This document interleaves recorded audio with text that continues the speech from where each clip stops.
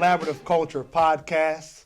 This is Matt Houston, and I am honored to have our speaker today, our guest, who is a man, people could view him as one of the most interesting men in the world. He is an entrepreneur. He's a black community advocate. He is a family man. He is an entrepreneur.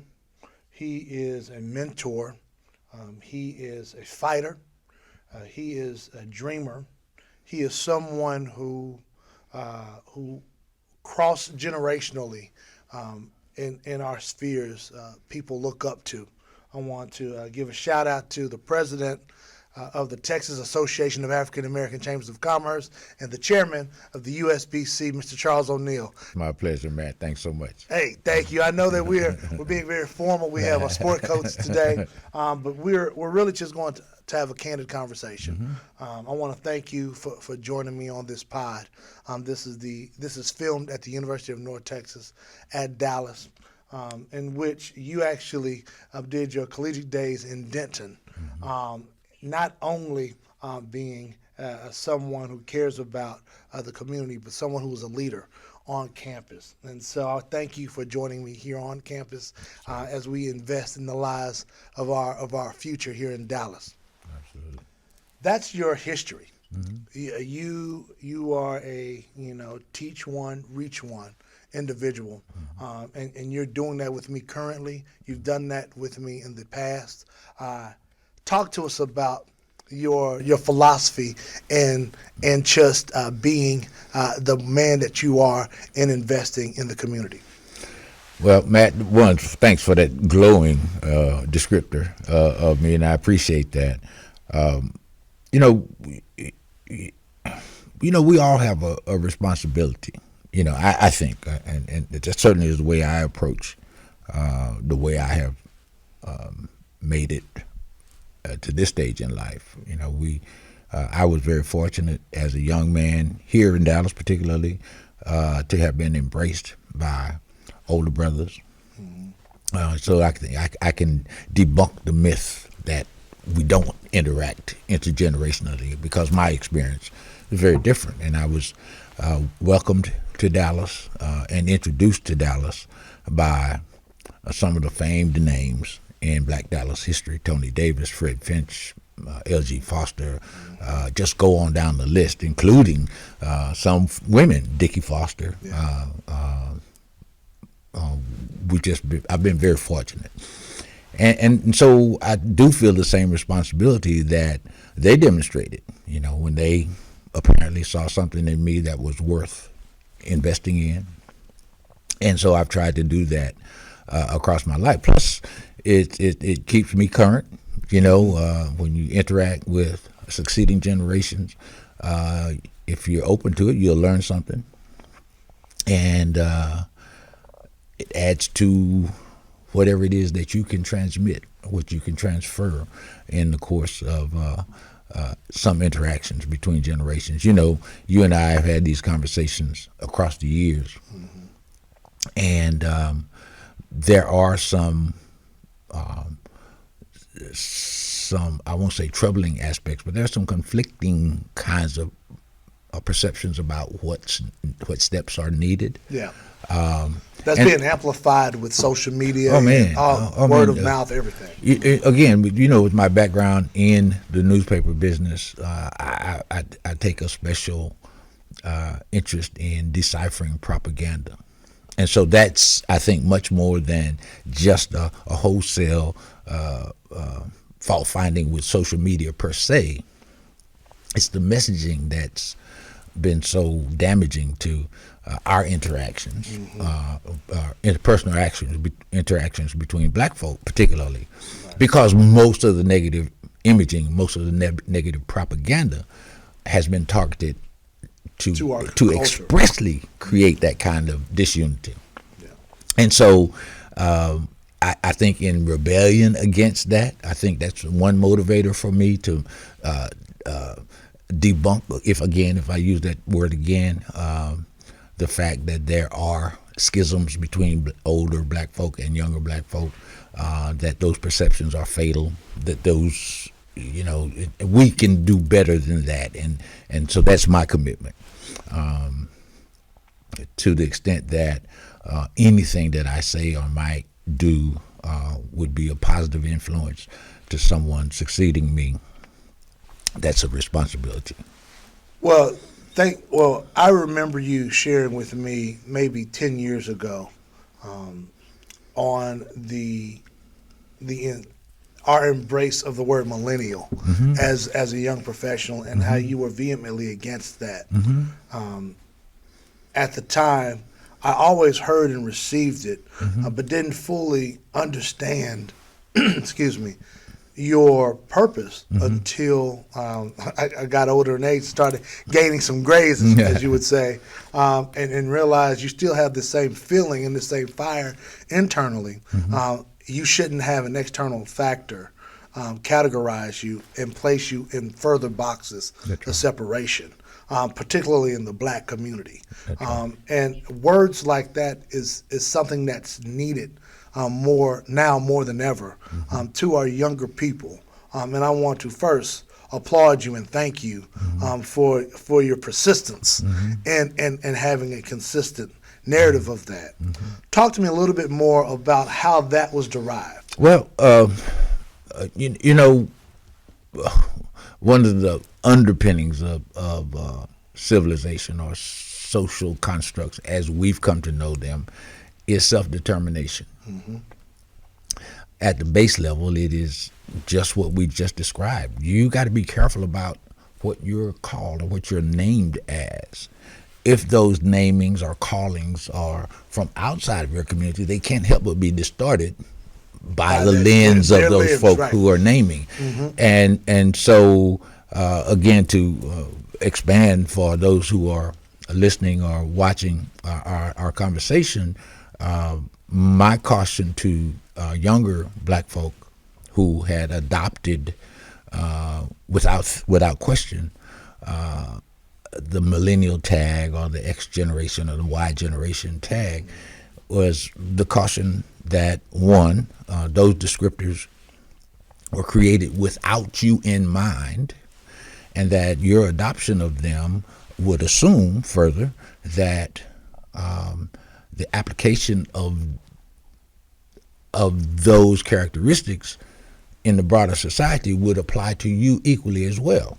So that you present yourself as a young black person, call yourself a millennial, then there should be a reasonable expectation that you would get the same responses from society as a young white person who called themselves millennial. We know that that's not true. We know that that's not true. And so, are you a millennial? Because millennials get this. Right. It's this type of characterization that is bought into, especially with the institutions that American or imperialism or colonialism either further back. And it is a part and parcel of this propagandizing that we described earlier. And so, again, we just have to be very careful. Again, one other instance is when you were involved very heavily with the young professionals group. And I cautioned again, don't get too attached to the label young professional, one, because you will not always be. Right?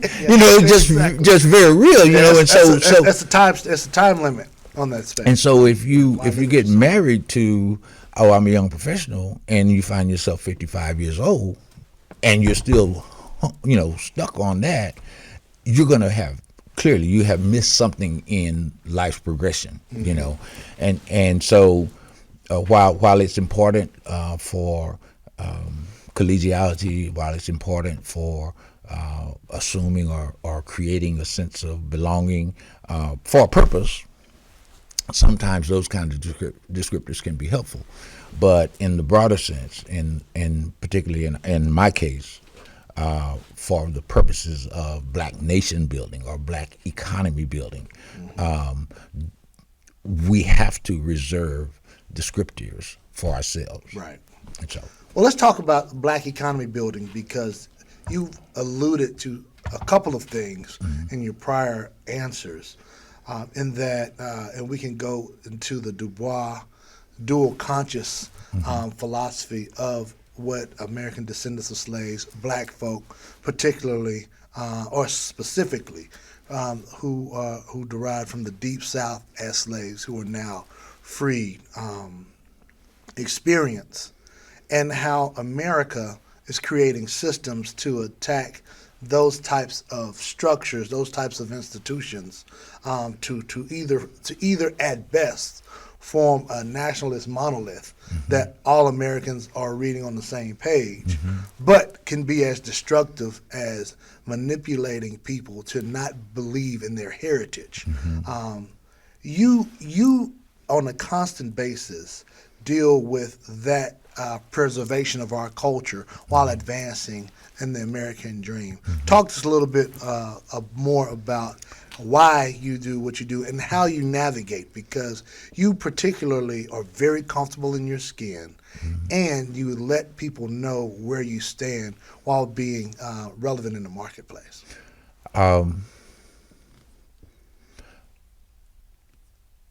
Civilizations have purpose, and societies are structured around concepts. As you described, the U.S. has been very stringent in assigning people to a space inside American society. Black people, by and large, have had little input into how we have been placed or categorized, particularly in the society, but particularly in the economic strata of the society. But that offends me because we've been boxed in, so to speak, to participate in economies in only one fashion, and in most cases that has been reduced to only as consumers. For a lot of reasons, that's troubling, but we know, since we do live in a capitalist society and understand at least the fundamentals of capitalism, means controlling the means of production. We've talked about this before, Matt. We have been purposefully debarred, blocked from the mechanisms of capitalist economies. That is, our interactions with that economic structure have been as labor. Right.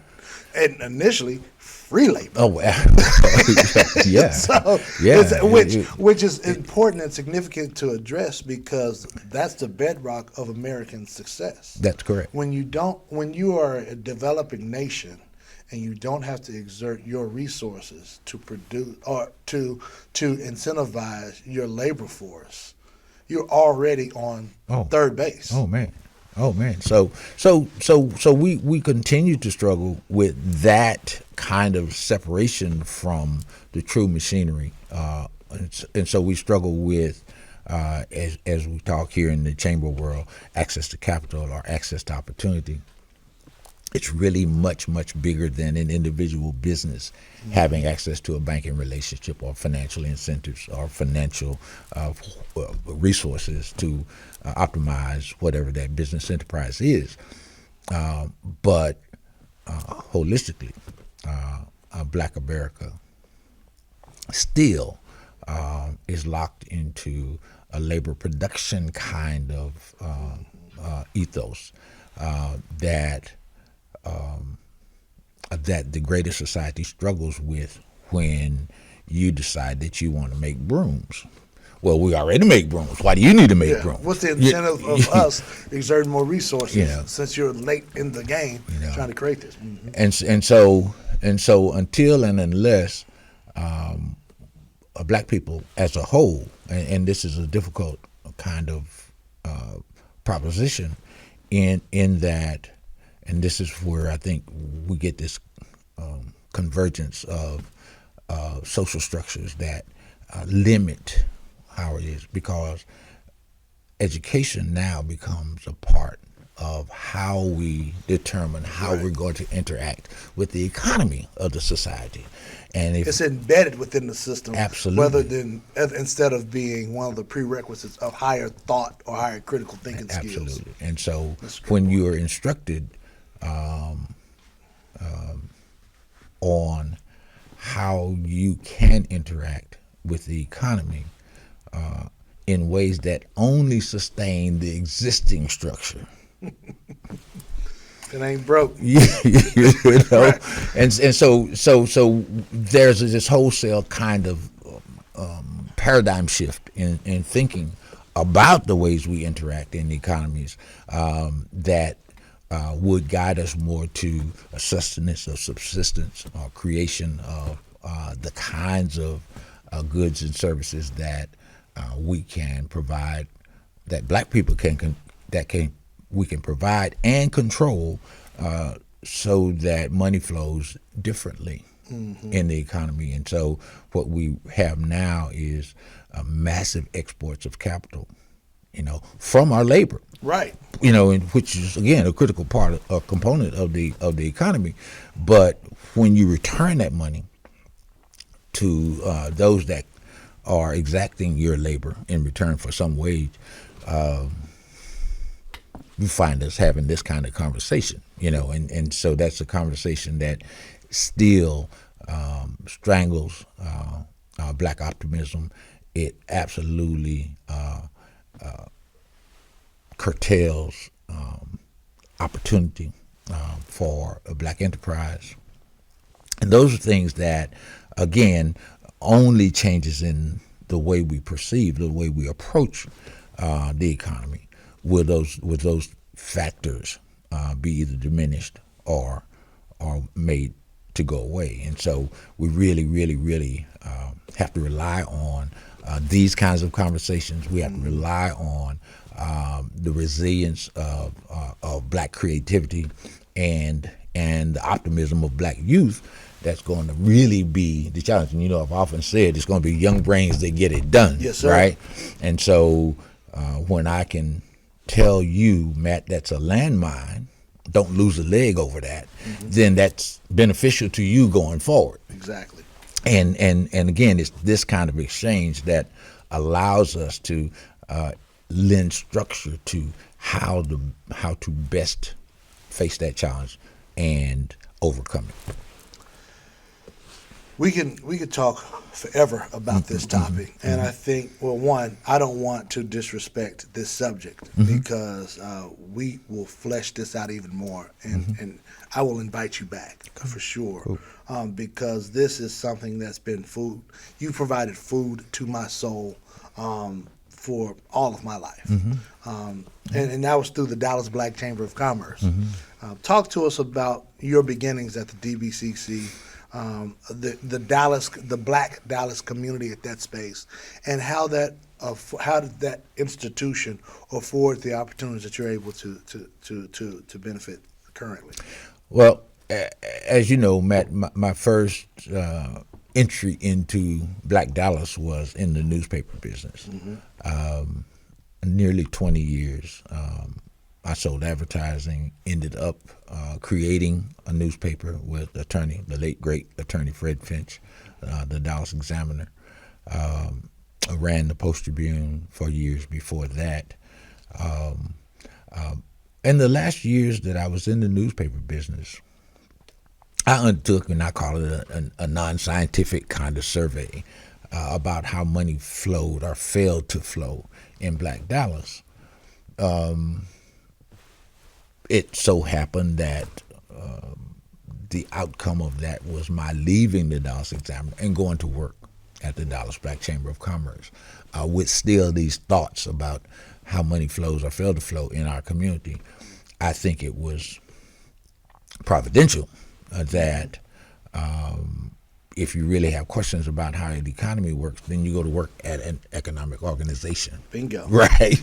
And especially with a different lens that's not a corporate lens, which that's another podcast in itself, understanding the importance of having was different... our organization. Exactly. It was our economic organization, and it was created expressly to respond to the failure of the greater society, if you will, the larger white society, to include black folk, and are the very, very stringent efforts to exclude black folk from meaningful participation in Dallas's economy.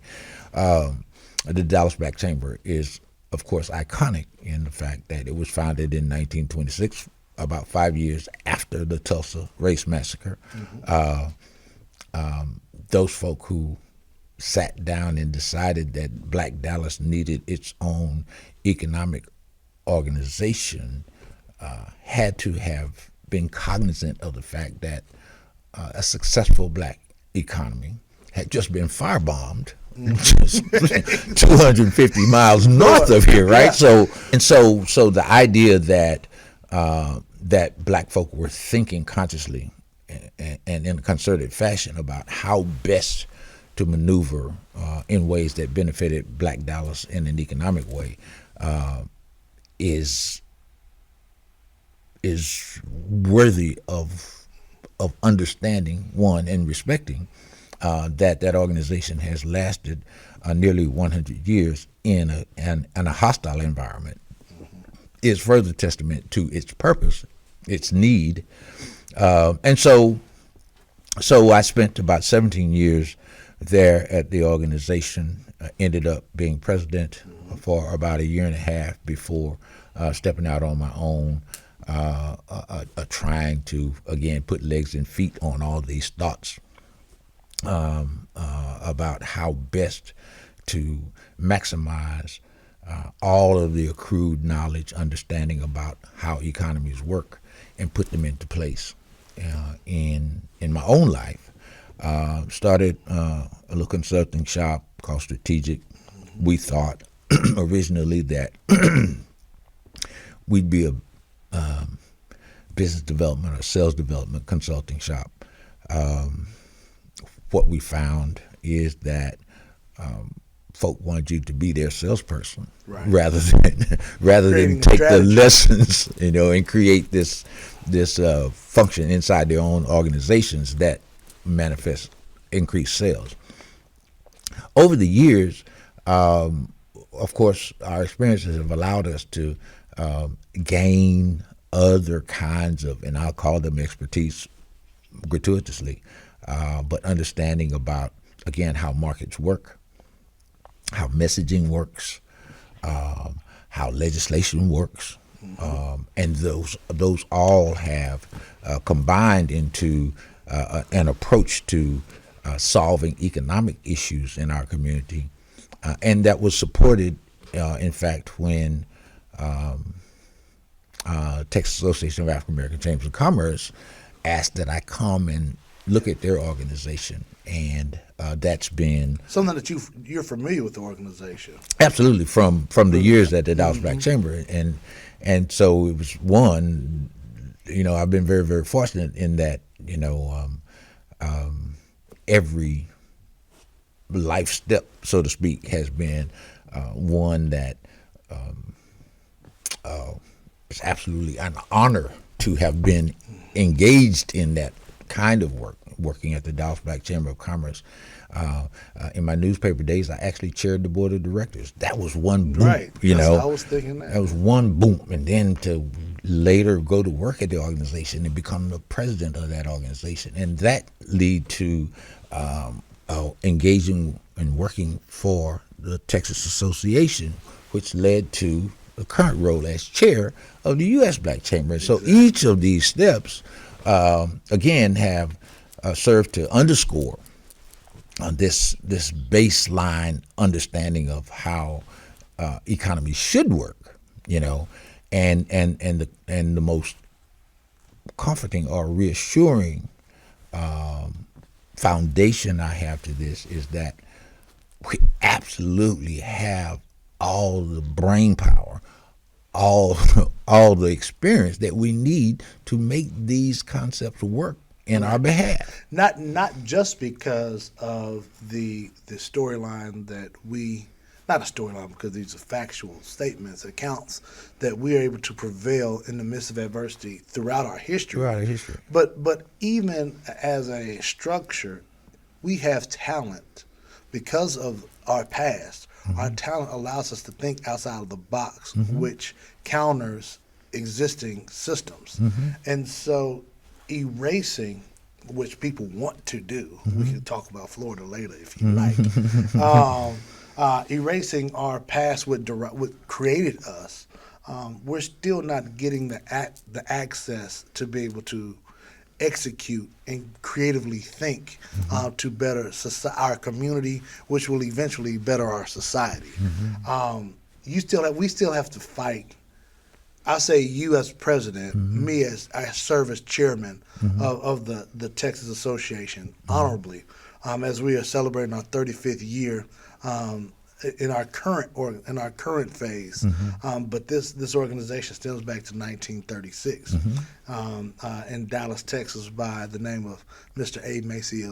Antonio Maceo Smith. That's right. Bridging the Houston Negro Chamber and the Dallas Negro Chamber during the bicentennial. I believe it's the bicentennial. Centennial. Bicentennial's coming up. The centennial of the state of Texas. In 1936, we're still not able to use our talent to better our society. Why is that? Because the society thinks it's going pretty good for them right now. Going back to that, if it ain't broke, don't fix it model. But I challenge that. Statistics are showing that America is falling behind these last 20 years, or at least the world's catching up. So don't you think enlightened minds within our current structure should at least reassess and say, well, you know what, maybe we should address this racism thing and see if we can maximize our talent to better our country? Boy, you made a bunch of stuff race through my mind. Number one, I can't be the one that answers to you what white folks think. Right. It works well for them, and society has proved beneficial to them with the current approach.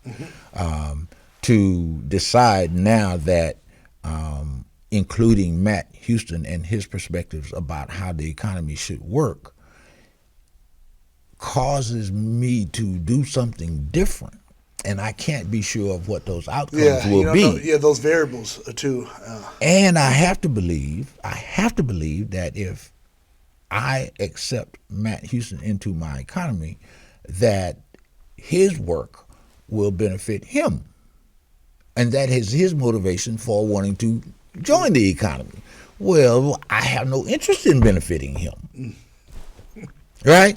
And so that's maybe a little simplistic, certainly more caustic and cynical, but the facts are that the current economy works well for those folk who created it, and they created it for their benefit. And so our efforts necessarily are efforts that demand, I call it putting a stick in the stream. We have to divert that economy, or the outputs of our actions that contribute to the economy.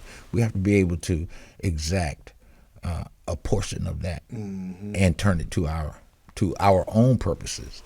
That's difficult, but the facts are that we have historical evidence that we have done that imaginatively, creatively, and to our own benefit. We created schools, we created churches, we created insurance companies. We've done some of all of this, and so it's not.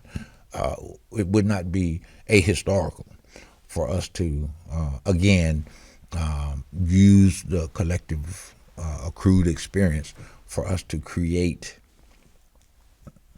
an economic foothold in the current economy. It's difficult work. It's difficult work primarily because it causes structural changes in other folks' piece of the economy. Structural agitation. Yeah. And that, well, we've seen what those responses have been. In policy areas, we're now in 2023 unraveling the impacts of policy decisions made 100 years ago. You know, we now here in Texas, we've talked about education just briefly. The current effort by our own state government to destabilize and destroy public education. Well, that's not because white folks don't understand the value of a system of public schools. It's because in 1954, the Supreme Court decided that black folk and white folk had to go to school together. And that it agitated Oh, that man. existed. It messed up everything as far as they're concerned, you know. It had ripple effects in the marketplace. Up to today. Yeah. Up to today. And so all of those, while not expressly economic responses, clearly have economic implications. Because if I can change the way you're allowed access to educational opportunity, I can direct what those outcomes will be. Well, going back to creating the education structure as an integral part of Americana, right? And at least in the business space. If me, who received an undergraduate degree from SMU and a master's from TCU, am going against another black person or any person of color with a quote unquote inferior degree or something that's not of that status, regardless of their viewpoint, they're discredited. And that is, one, not right, two, unfortunate, and three, something that needs to be addressed and adjusted, because me purposefully, I attended those institutions, thankfully, because I have a foundation of my parents that provided my mission early on. And that's one, to excel. Whatever you're doing, you need to be the best at. And two, investing.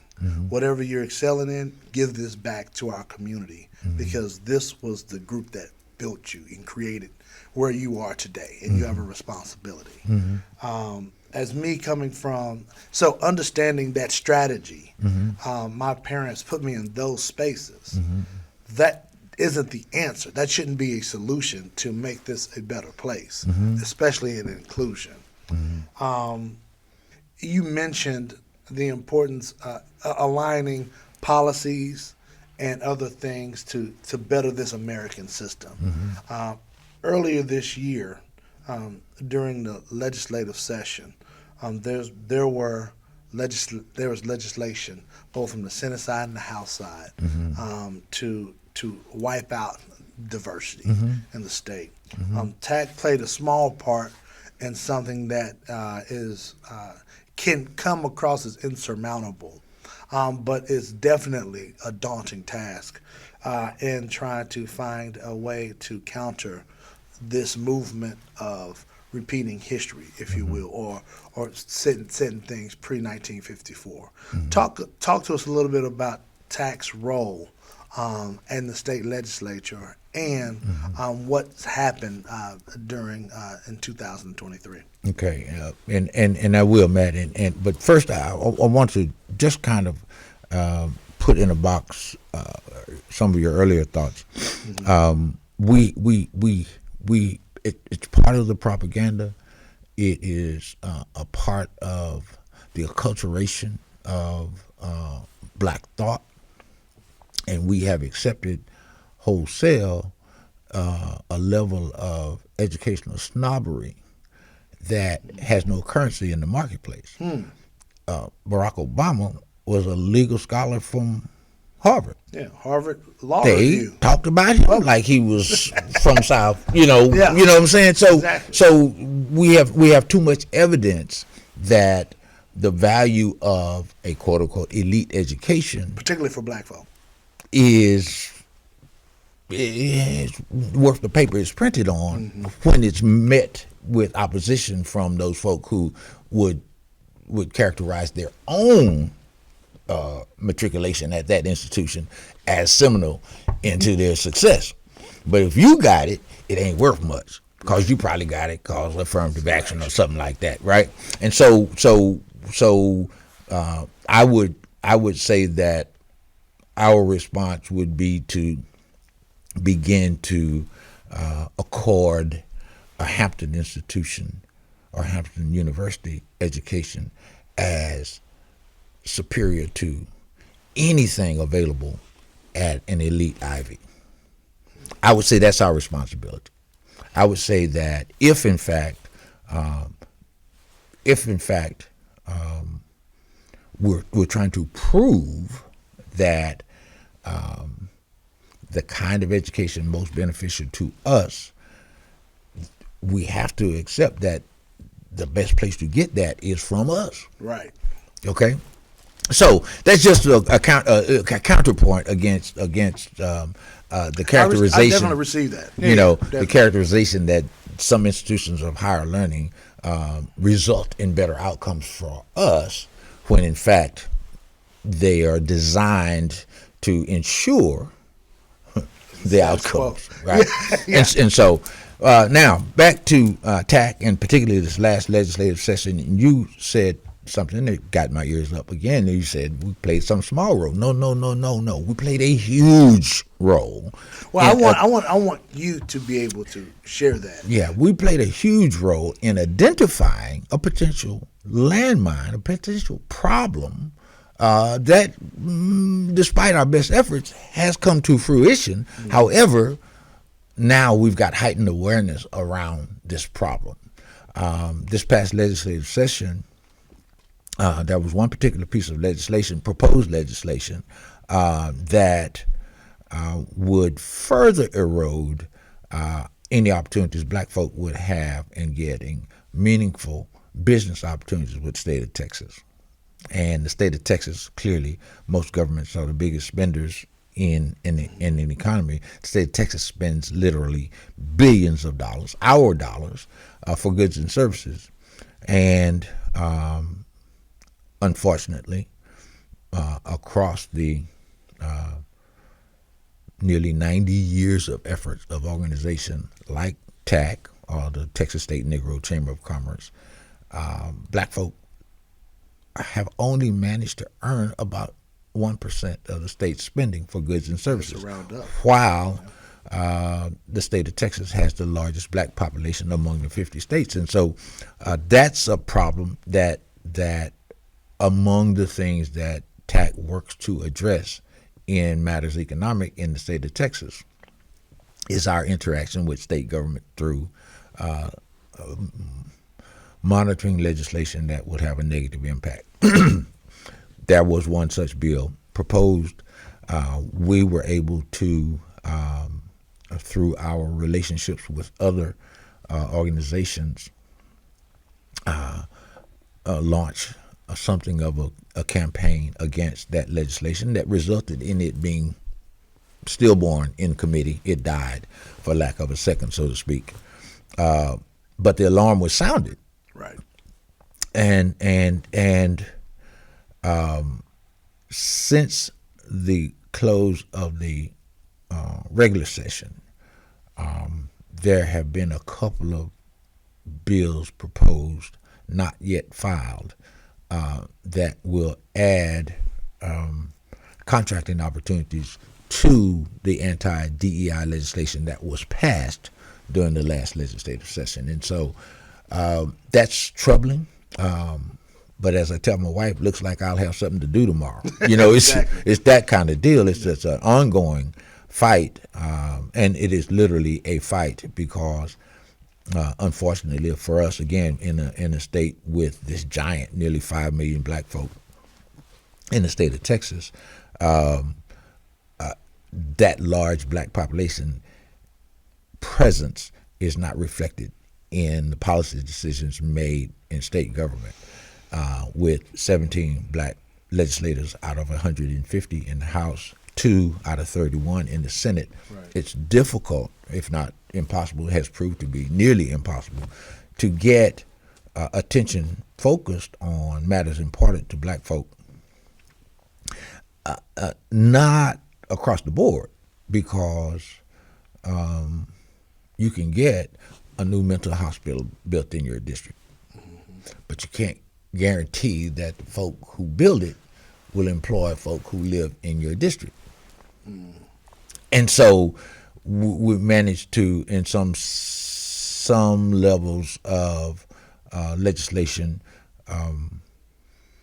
get some things that benefit. We're sitting in a school built in a black community, a state university in southern Dallas, that, if you characterize it as a resource, did not exist. It became reality as a result of the efforts of black legislators.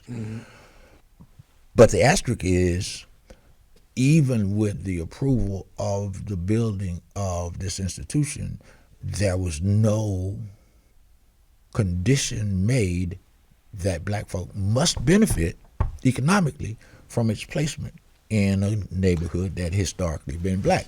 That's berserk. Right. You know, And that's the disconnect. That's right? the disconnect. Because it's false that black people are not contributing to our state tax base. oh man. Even with property taxes alone, right? Well, even worse, we talked about our role in the economy as consumers. If we return all of our money to the economy and it's taxed, sales tax is the biggest tax in the state of Texas. Well, man, we're a massive contribution to the state's economy, and so that cannot be denied. Right. And reconciling that fact, it requires a constant drumbeat, a constant beating over the heads of folk who fancy themselves to be leaders, both on both sides of the deal. Our black legislators have to understand that their responsibilities are economic as well as social, or as responsible as civic engagement. Right. But the economic wherewithal of government, if we accept that governments are created to distribute the resources of policymaking, will fall woefully short of return on our taxpayer investment. No, you're right, and thank you for correcting me. I definitely downplayed our role because one thing that we've noticed, even at the beginning of this year, was that there were a lot of organizations across the country who were bracing for whatever was happening, and when the wave hit, there was a lot of this. There was a lot of confusion, and when there's confusion, that breeds whatever that's planned to move into action. How should we respond to that currently? I'm something of a dinosaur. I'm still doing Facebook rather than Instagram or any of that. Don't worry, this will be on the ground.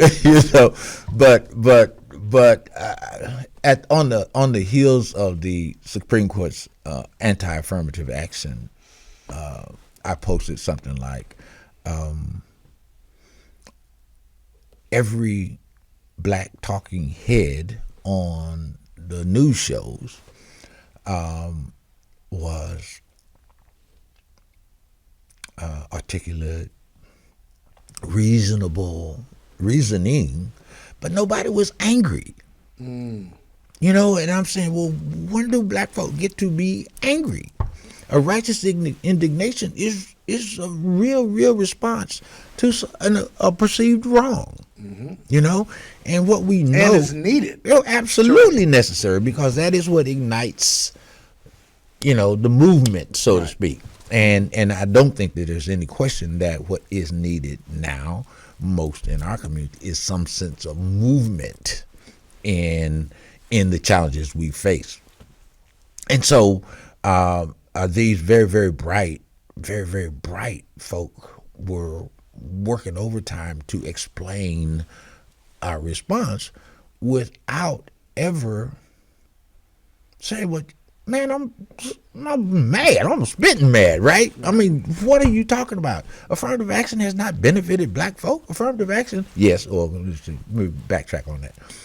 The intention of benefit to black folk has been far surpassed by benefit to others, particularly white women, in the extension of whatever those Of inclusion and imagined. accessibility. There you go. And so to have us, that is black folk, have to explain something that was fait accompli. It was done. It was already out the box. It was Supreme Court had already ruled. So what you mad about? It was over. Right. And so now we have to reassess our battle plan. We have to change our responses because now this one tool that had been ostensibly created to benefit us has been taken away. So now how do you negotiate a society that took away a perceived benefit? Now what do we do? Right. You can't rationalize it away. You got to do something about it, and I think that probably has become the most overtly missing element to life as we've come to live it in Black America. There's no movement, no very identifiable opposition to what we have become. I mean, if we could just imagine, the kind of groundswell that caused a civil rights movement, the accrued disenfranchisement, the horrors of lynching, the inhospitable access to all transportation, right, services, accommodations, everything bubbled up into a real emotional response, an internationally recognized movement. That even if you weren't a part of it and you felt the rage, you understood that impact and knew that there was some change that needs to happen. And unfortunately for us, I laugh sometimes and say, my daddy was a soldier, of course, but I think he was a physicist because he drummed into us for every action there's an equal and opposite reaction. And so what the greatest society learned from the civil rights movement was how to subvert one. And so that's part of what we bump against now when we feel the same sense of rage. Now we explain it rather than act on it, which is more aligned with their playbook. It is it's mind numbing, literally, but you got to have a numb mind to acquiesce to it. And so so we really must spend much more time selfishly in trying to figure out why we can't get the effervescence of a movement, because we find ourselves still struggling with not the same overt lynching, though we have some instances of lynching still extant today. No, we can go to any hotel we want to within reason. We can go to any restaurant we want within reason. But still, we know that we have not been fully allowed access into all that we've paid for. Right. And so that's something that, again, conversations like this, we believe will ignite the consciousness of folk who understand or who work on this. Because, there's nothing particularly unique about what I or we do. There are lots of folk working on the same or similar issues, but it's this coalescing of activity that will result in, again, movement. Right. Overcoming inertia is a monumental task, and that's the part that's missing most. Makes sense. Thank you for sharing that. I agree with you 1,000%.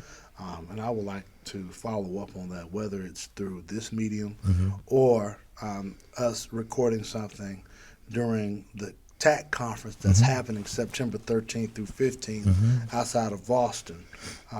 People, go to www.tacconf.org TAAACC.org for your registration for the TAG conference. We're celebrating our 35th anniversary, and we typically every year we have a great program in which for a couple of days, Black leaders from all over the country converge to a city in Texas. Typically, it's in the Austin area every other year, legislative years, but the off years, we're in different markets across Texas. Talk to us about the TAC conference and what we can expect holistically. In September. And thank you for that, Matt. We've been very fortunate, one, as an organization, to have survived to our 35th anniversary doing the work that we're charged with doing. It's not everybody's favorite thing, right? But our annual conference,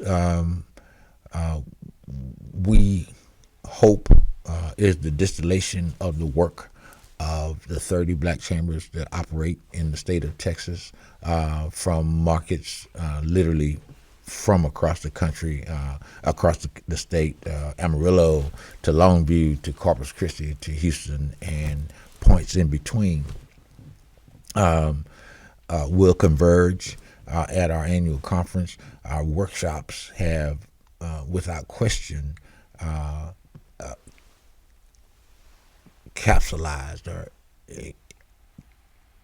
or reflect the experiences that Black business owners face in small markets like Abilene, as well as those in urban markets where there is more opportunity or more access to resources. We attempt through those workshops to not just educate, but to stimulate and encourage business owners and the chambers that represent their interests to take from the annual conference those things that they can plug and play in their local markets to affect change in what opportunities are made available in those markets.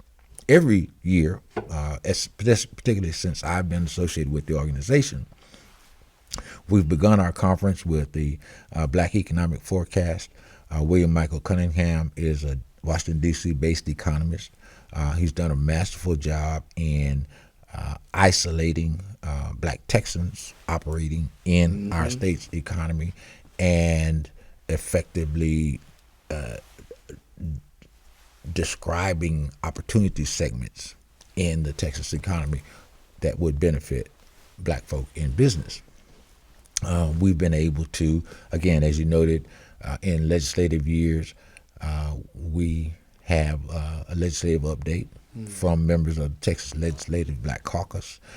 We have attracted national speakers to our annual conference. We recognize small business owners from across the state in an awards program named for a former president of the Dallas Black Chamber of Commerce, Reginald Gates. So it has historically been a small conference, 300 folk. This year, we really are stressing how critical it is against the backdrop of what we've experienced, anti-affirmative action, anti-DEI, how important it is that we begin to understand and galvanize around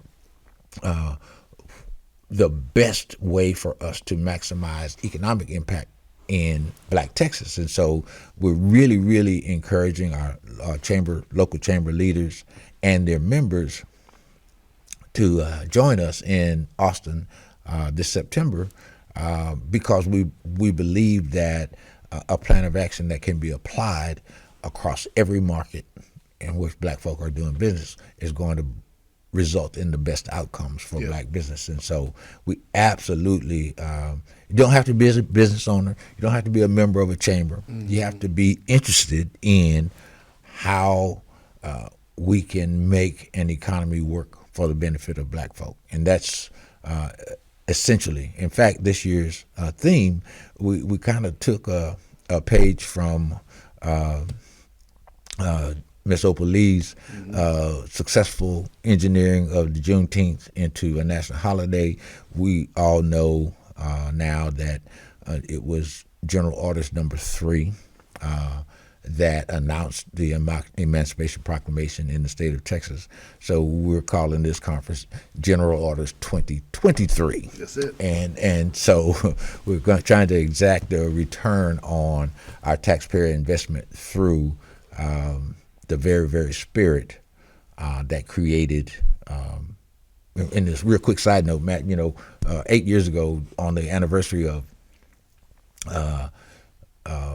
Juneteenth, we created, it was the 150th anniversary, we created a program and had a press conference at the Capitol called From Galveston to Greatness. And so while June 19th is recognized nationally, now internationally, as the day that put the final nail in chattel slavery in the state of Texas, it was June 20th. That was the day that black folk became entrepreneurs, because you had to go to work the next day, right? Yeah, there's no pipeline. And so we as an organization, we absolutely have used June 19th as a starting point, a launching point, particularly here in Texas, for black entrepreneurism. And so black folk in business owe a debt of gratitude to all those folk who came before us. Mm-hmm.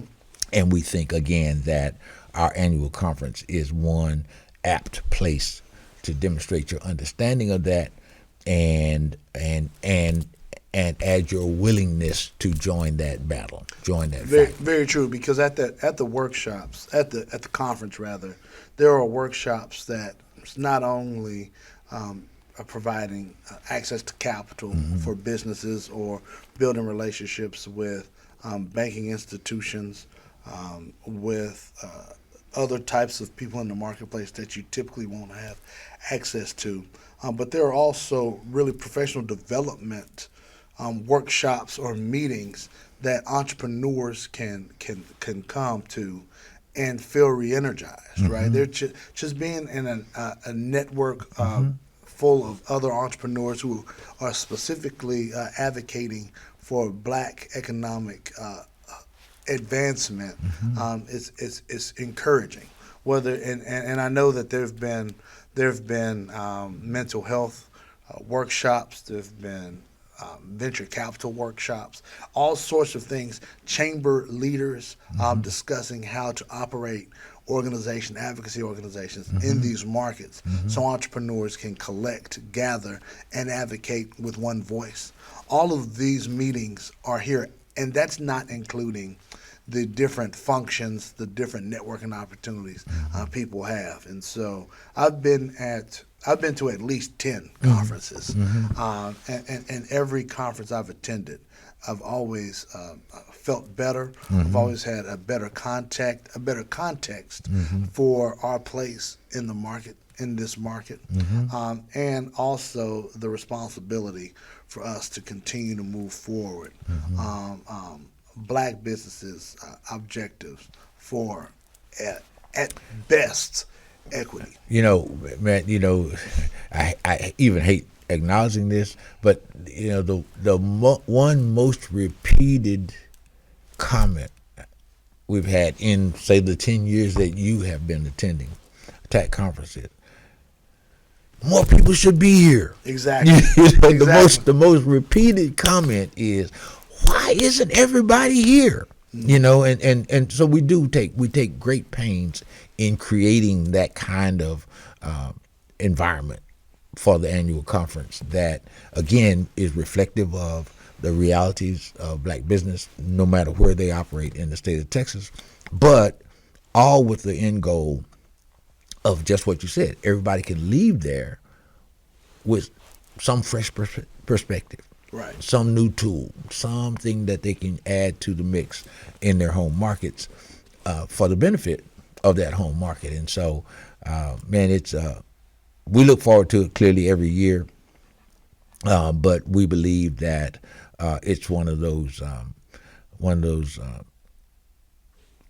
kind of hidden jewels Right. in the black economy or the black state of Texas. And so we encourage everybody, join us, man. We'll be in Austin, Texas, as you noted. For you golfers, they play golf on that Wednesday. On Wednesday the 13th, but the annual conference meet of the conference is the 14th and 15th, that Thursday and Friday. Great lineup again this year.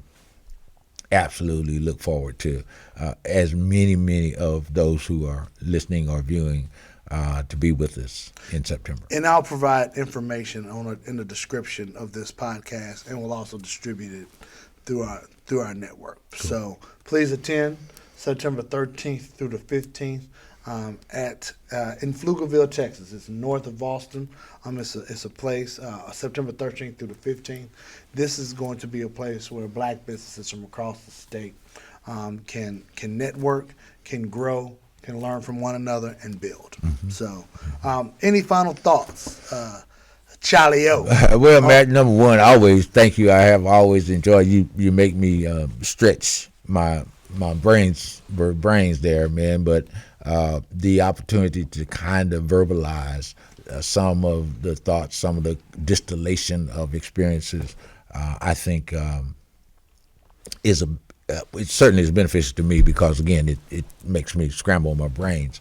But my hope is that continued conversations like this will result in an improved economy for black Texans particularly, but also in our creating tools of access of our own. This is something that we didn't really touch on that I think makes as much sense as anything else we've talked about. Aggregation of capital, tools of using our money resource in a very different way. Going forward, it's going to be critical to whatever improved outcomes we expect or can reasonably expect. Yeah. We won't be able to do those unless we change the way we do our current money. Thank you for your perspective and your words. I received them. I also want to thank you for allowing us to remain grounded in understanding why we excel, why we need to be great so that we can reinvest in our community. Yes, members like you, not elders, but community members who are advocates for the village, are very important, and we need to continue our communication with one another. So thank you for this conversation. Thank you, Matt, for the opportunity. No problem. And thank you for listening to or viewing the Collaborative Culture Podcast. Please like, subscribe to the channel, and we look forward to seeing you again. Peace.